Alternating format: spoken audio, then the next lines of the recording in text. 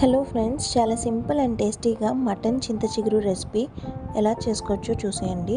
ఇక్కడ నేను 300 grams of mutton అయితే తీసుకున్నాను. సో దీంట్లోకి 4 ఆనియన్స్ అండ్ 4 చిల్లీస్ అయితే యూజ్ చేశాను.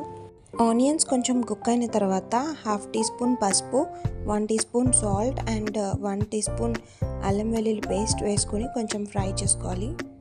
నెక్స్ట్ క్లీన్ చేసుకున్న మటన్ అందులోకి యాడ్ చేసుకొని 2 spoons of chilli powder and 2 spoons of mutton masala add చేసుకొని కుక్కర్ మూత పెట్టేయాలి. 4 to 5 విజిల్స్ వచ్చిన తర్వాత దీంట్లోకి మనం చింత చిగురుని అయితే యాడ్ చేసుకోవాలి.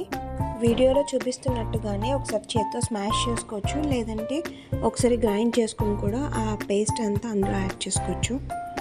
ఆ చింత చిగురు అంతా కర్రీలోకి బాగా కలిసిపోయే వరకు కుక్ చేసి ఒక 5 minutes 3 to 5 minutes లో ఫ్లేమ్లో కుక్ చేసుకుని కర్రీ ఆఫ్ చేసేయడమే. చింత చిగురుతో మటన్ కర్రీ రెసిపీ రెడీ. మీరు ఇలా ఒకసారి ట్రై చేసి